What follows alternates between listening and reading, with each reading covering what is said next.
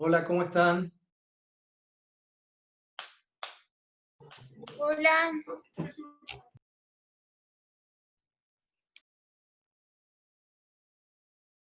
Buenas.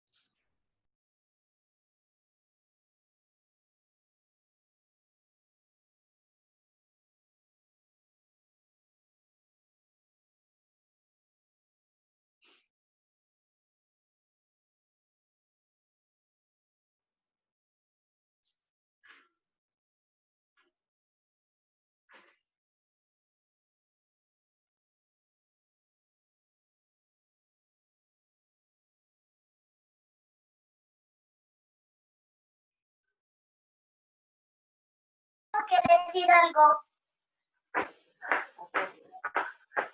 Espera. Nos quedamos. Mientras van llegando los compañeros, Amor, ¿me oyen bien? está conectado tu coco. Sí, bien te escucha.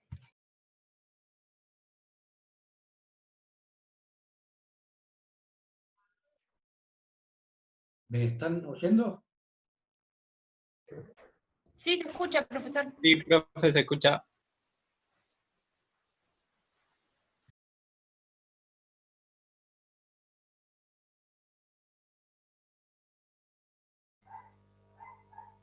¿Se oye bien? Sí, profesor. Buenas tardes. Bueno. Les cuento. Buenas. Mientras Buenas van tardes, llegando caballero.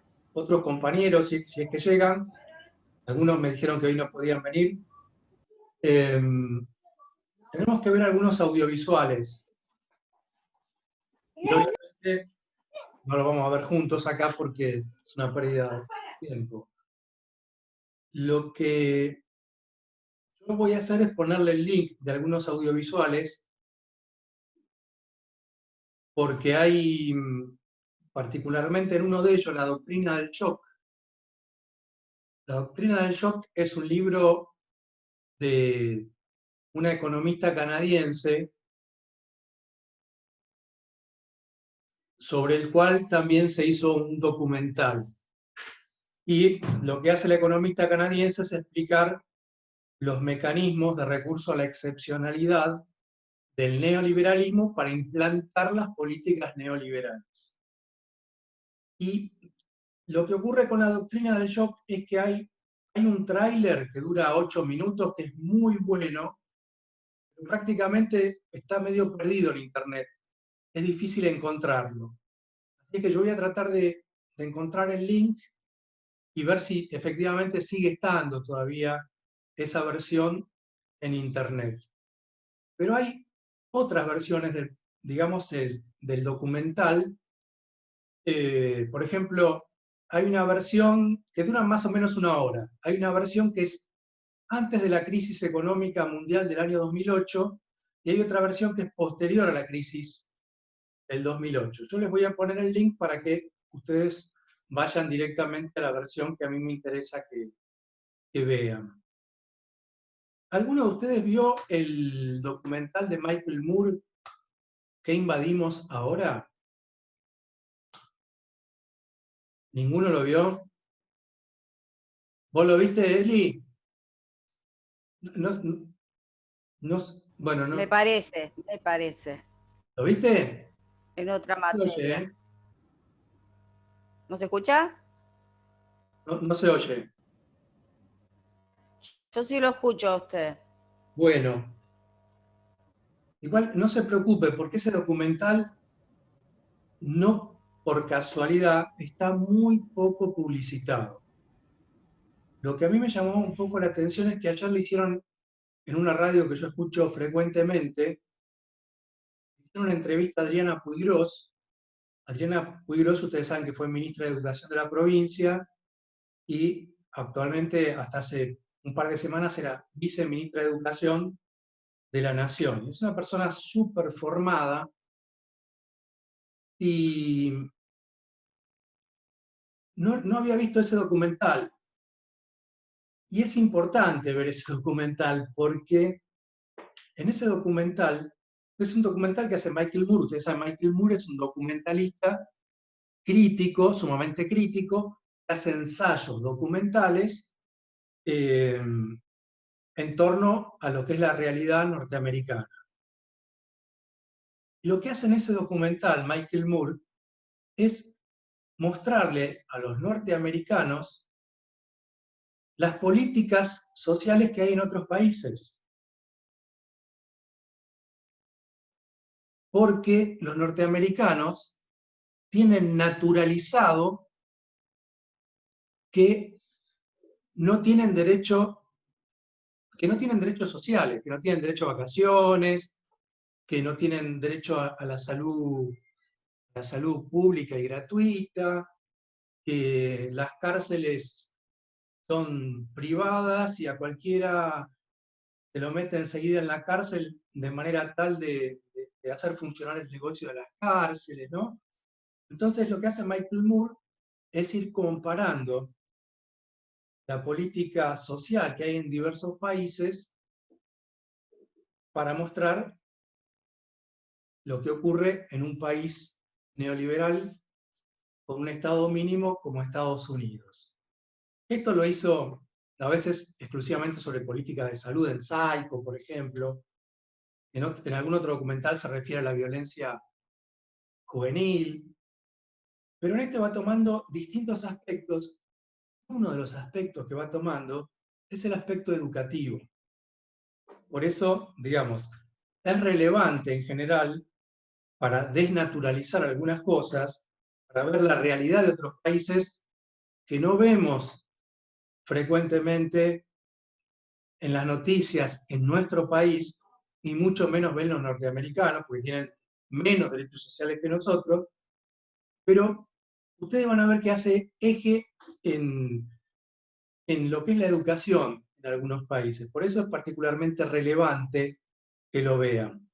Uno, para que vean qué es lo que queda de estado de bienestar en algunos países y cómo tratan de defenderlo, pero específicamente además ver la cuestión educativa.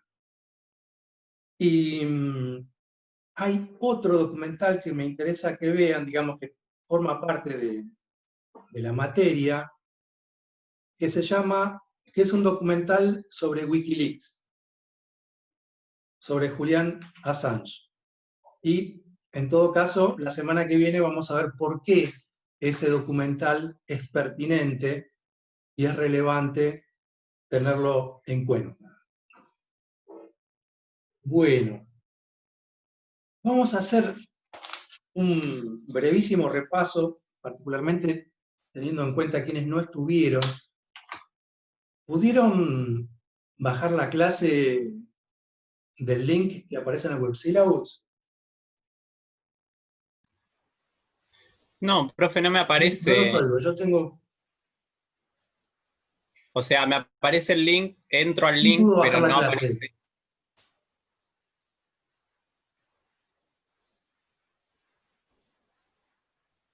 Digo, ¿intentaron bajarla?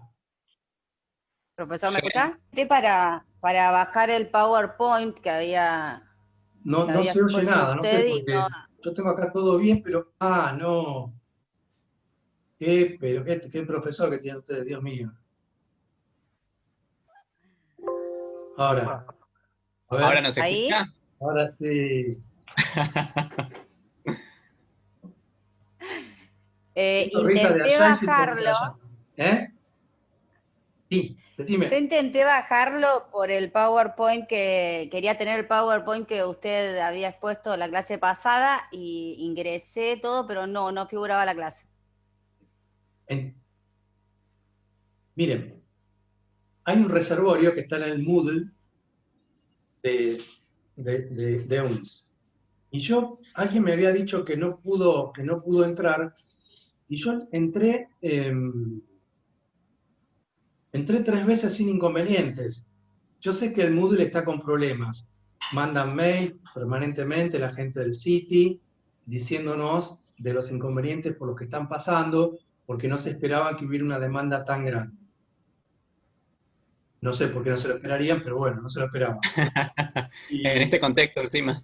Claro, sí, no sé, hubo un problema de imprevisión, evidentemente. Claro. Pero las veces que yo entré, pude entrar sin inconvenientes, por eso me llama la atención.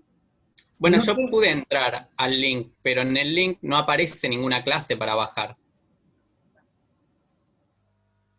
em, No sé si a alguien más le pasa lo mismo, o soy el único. No, bueno, a mí me pasó lo mismo, entré al link, pero no había ninguna clase, no nada.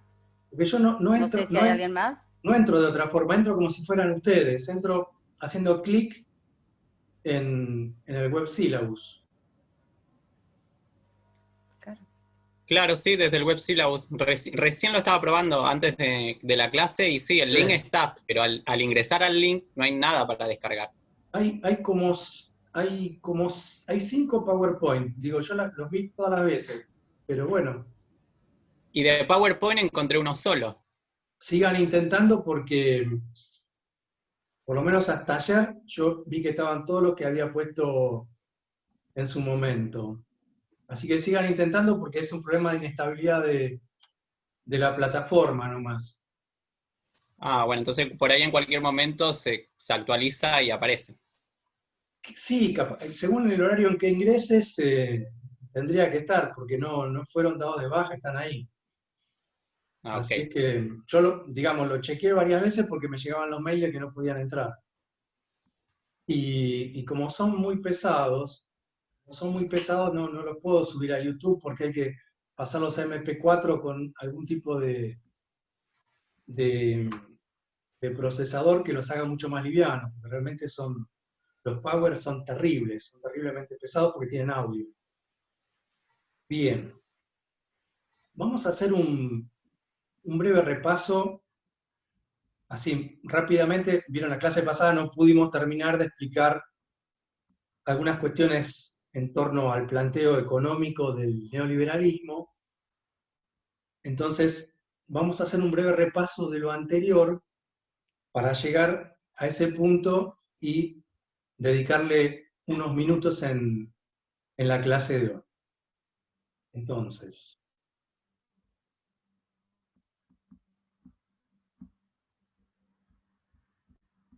vamos a poner este texto.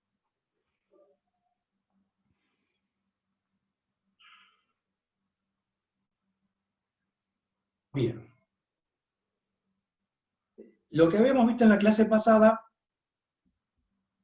lo digo muy rápidamente, es cómo se va pasando del feudalismo al absolutismo, a la monarquía absoluta, que posibilita, digamos, un abuso de poder absoluto también, y cómo frente a la monarquía absoluta es que se empieza a constituir lo que se llama el constitucionalismo, el Estado de Derecho.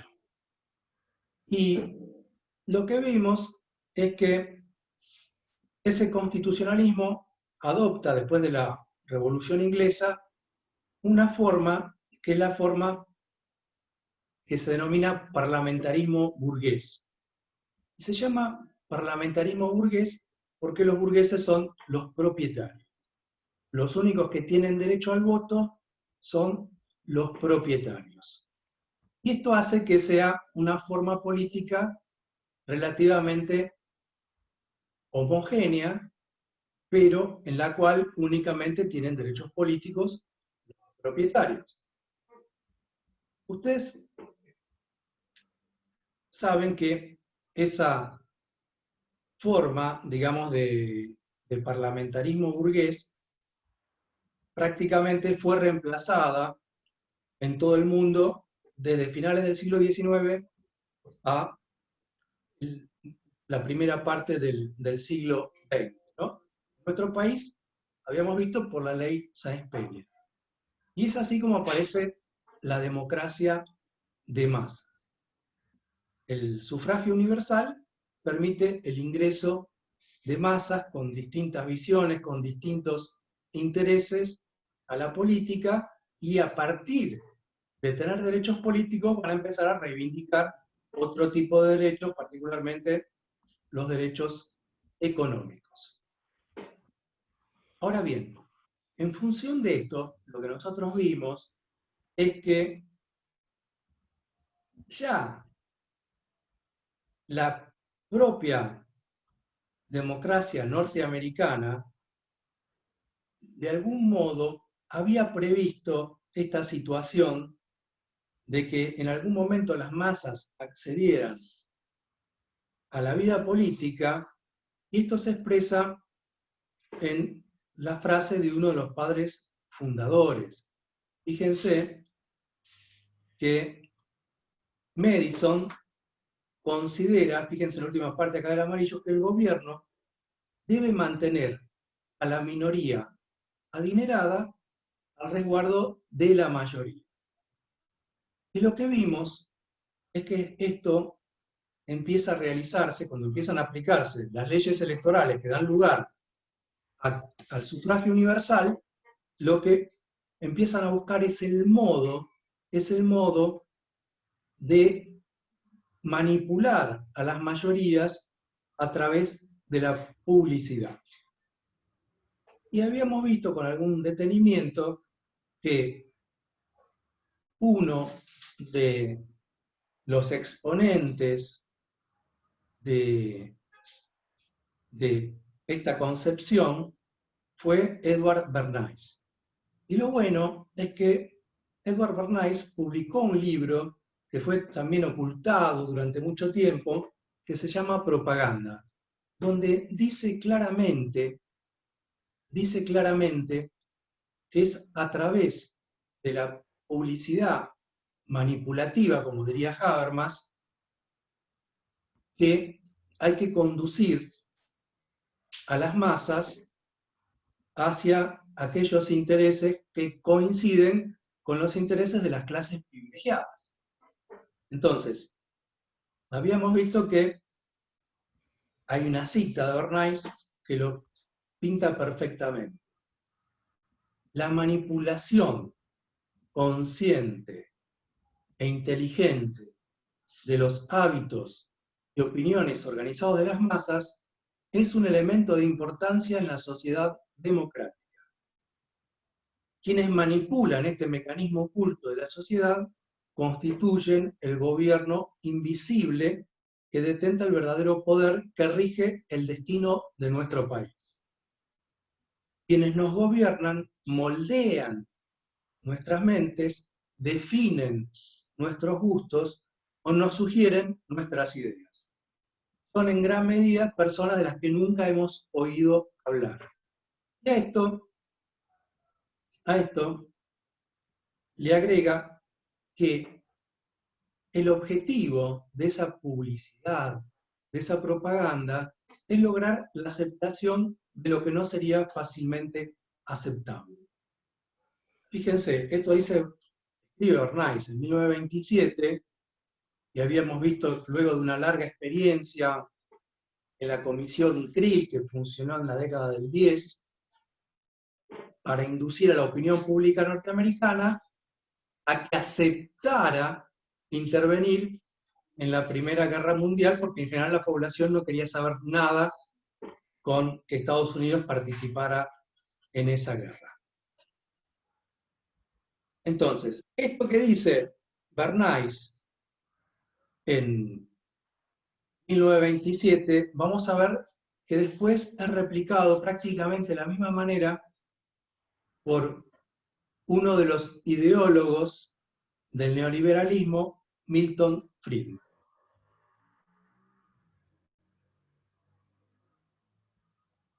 Simplemente pongo esto, ¿no es cierto?, para reafirmarlo. La propaganda es el órgano ejecutivo del gobierno invisible.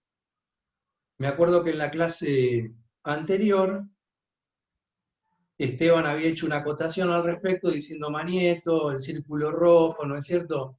Todos aquellos que tienen una capacidad de incidencia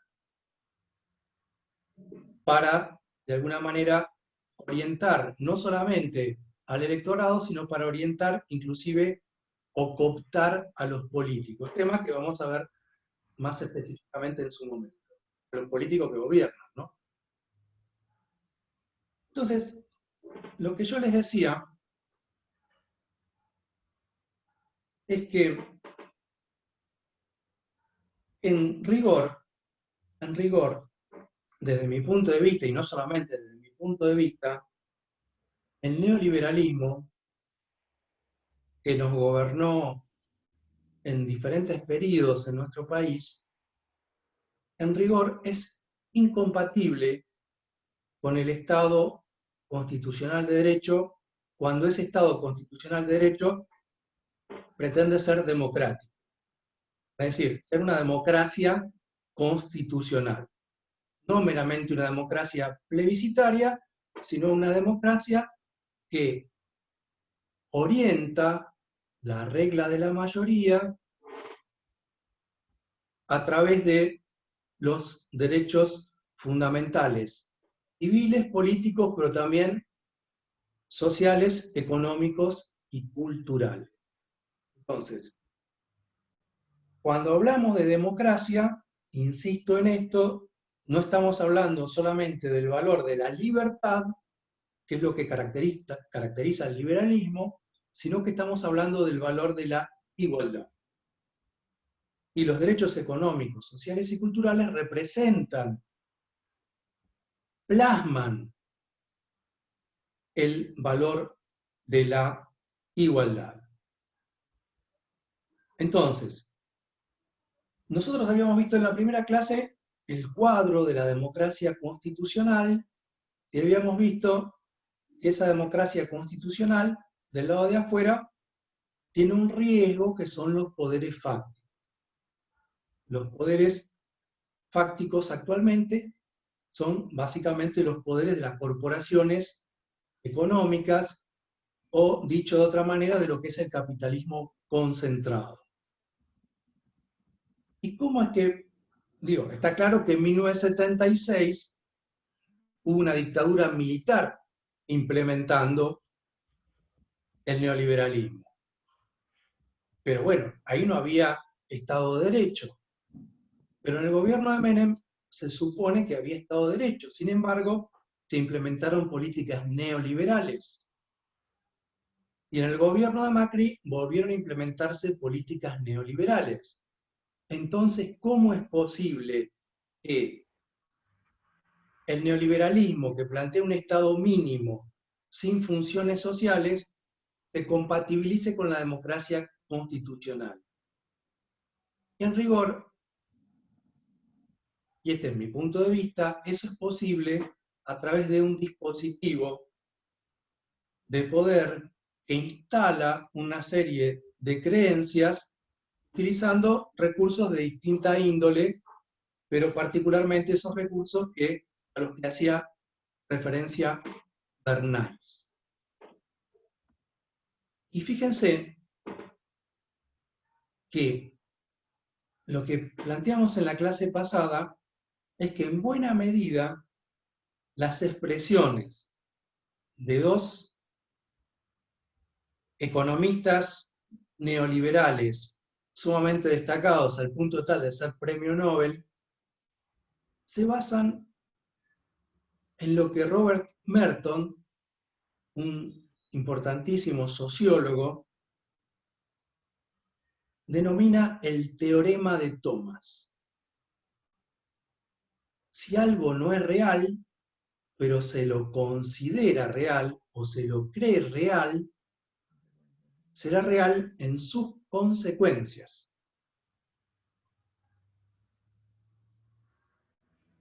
Esto significa que puede ocurrir que meras creencias que no tienen un correlato real generen consecuencias reales. Y ellos lo tienen muy en claro. Fíjense, James Buchanan dice: nuestra misión es establecer y reiterar un ideario por la capacidad final de las ideas para modelar eventos.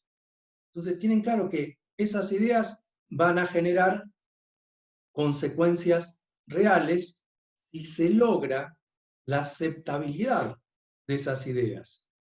¿Y cómo se la logra? Y bueno, a través de un aparato de propaganda, que en alguna época se llamaban aparatos ideológicos, y Milton Friedman prácticamente repite, aunque de manera más sofisticada, lo que decía Bernays.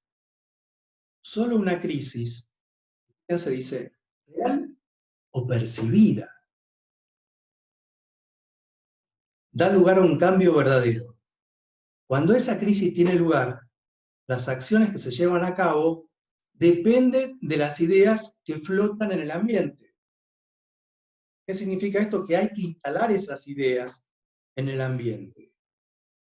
Entonces dice, creo que esa debe ser nuestra función básica. Desarrollar alternativas a las políticas existentes para mantenerlas vivas y activas hasta que lo políticamente imposible se vuelva políticamente inevitable. Y acá les decía, entonces, les pongo ver la doctrina del shock, yo les voy a poner los links para que, digamos, ustedes lo pueden buscar en internet, no hay problema. Lo que pasa es que, les decía, del documental largo hay varias versiones. Y hay algunas que son más interesantes que otras. Y por supuesto les recomiendo muy particularmente la lectura del libro, La doctrina del shock, porque como vamos a ver más adelante, ese libro no plantea una suerte de teoría conspirativa sobre cómo piensan alguna gente que es anti-norteamericana, que los norteamericanos incidieron en los golpes de Estado, etcétera, etcétera. No es así. Ese libro utiliza lo que se llama informes desclasificados del Departamento de Estado de Estados Unidos. Entonces, esa información confidencial, Estados Unidos la hace pública 30 años después de que ocurrieron los sucesos. Y en esa información se ve efectivamente cómo actuaron y cómo incidieron. ¿Se acuerda que yo le decía, Bernays actuó en el primer golpe de Estado, digamos, de la segunda mitad del siglo XX en Guatemala, ¿no? Asesorando a la CIA? Bien, todas estas cosas aparecen en los documentos desclasificados, que son documentos del propio gobierno norteamericano. Entonces, no se puede hablar de teoría conspirativa. Bien, vamos a pasar entonces al otro cuadro.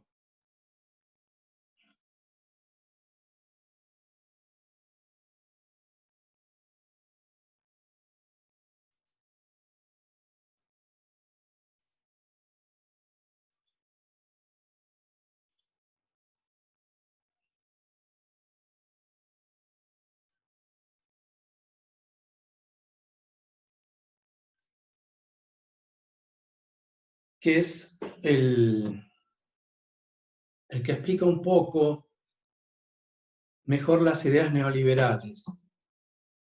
Y recuerden que, digo, para no perder el hilo, ¿no? Ustedes piensan que lo que nosotros estamos haciendo es un trabajo por un método que se llama de aproximaciones sucesivas. Estamos trabajando con una complejidad. Y la complejidad no se la puede entrar, digamos, toda junta, sino que hay que ir entrándole por un aspecto, después hay que ir agregando otros elementos, después hay que relacionarlos, hay que articularlos, y la única forma son las aproximaciones sucesivas. Y en algún momento ustedes tienen que juntar todos esos elementos en su cabeza, ¿no? Entonces, nosotros vamos a ver que el cuadro de democracia constitucional que vimos en la primera clase se va abriendo, se va desplegando y luego se va articulando. El artículo de aprendizaje de la ciudadanía y los derechos humanos tiene un montón de temas que después vamos a ir abriendo paulatinamente, porque estamos frente a una complejidad. Entonces, ¿por qué nos interesa ver lo del neoliberalismo? Y nos interesa ver porque justamente, de alguna manera, el neoliberalismo presenta los mayores obstáculos o genera los mayores obstáculos para la democratización de la democracia argentina. Porque desde que empezó la transición democrática, se dio en el contexto de la hegemonía neoliberal. Empezó con el golpe de Estado, pero después la transición democrática se dio en ese contexto de hegemonía neoliberal y eso generó diferentes tipos de obstáculos.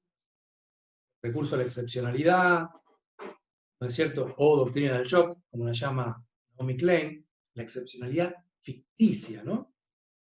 Tengan en cuenta que la excepcionalidad es lo contrario a la normalidad. La excepcionalidad se plantea, por ejemplo, cuando una situación es caótica. Pero a veces, poniendo una cámara en primer plano delante de un fueguito, puede hacer parecer que se está incendiando el país. Entonces, lo que quiero decir con esto es que a veces la situación de inestabilidad a veces se exagera. Inclusive ahí vamos a ver formas políticas que piensan que cualquier conflictividad es idéntica al caos. En realidad la conflictividad es inherente a las sociedades pluralistas, es inherente a la libertad. Entonces, lo que acá nos interesa es ver por qué no llegamos a tener plenamente un Estado de Derecho en el que cabalmente se pueda cumplir con los diferentes derechos fundamentales, que los ciudadanos realmente accedan a los diferentes derechos fundamentales. Y entonces nos habíamos parado en que el gran enemigo del neoliberalismo es el estado de bienestar. El estado de bienestar es una respuesta que se empieza a generar en Estados Unidos desde el punto de vista político, con un presidente que se llamó Roosevelt, pero la cabeza, digamos, que lo concibió fue un economista que se llamaba Keynes, un economista inglés, que obviamente asesoró al presidente Roosevelt.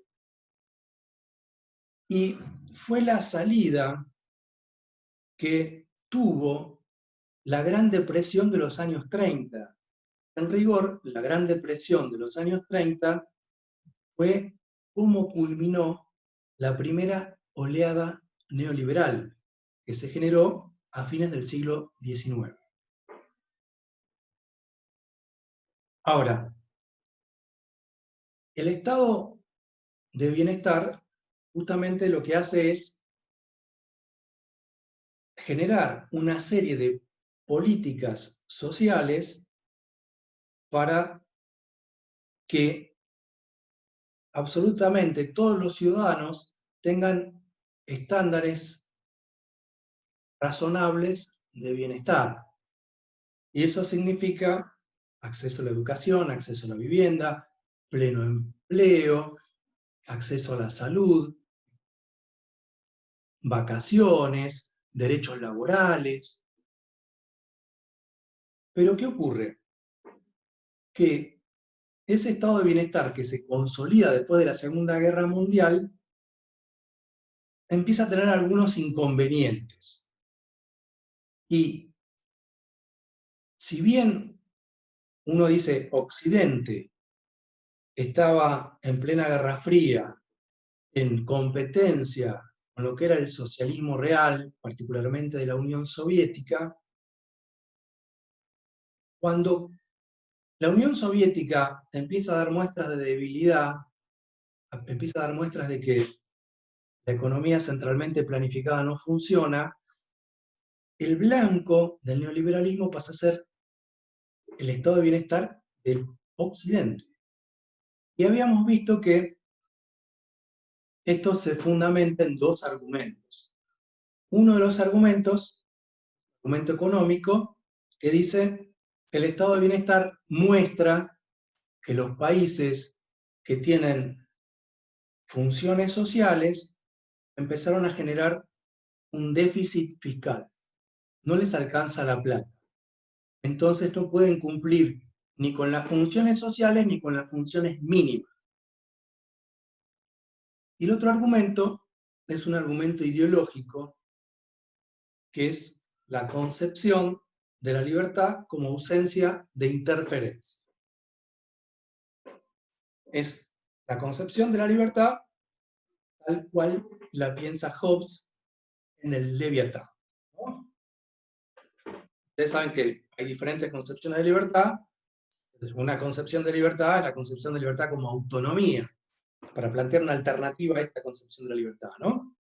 La concepción como autonomía es la concepción rusoniana, kantiana de libertad, la forma más cabal de la libertad. Para esos autores, ¿no? Bueno, para mí también. Bueno. Entonces, estos son los grandes argumentos. Déficit fiscal y libertad como ausencia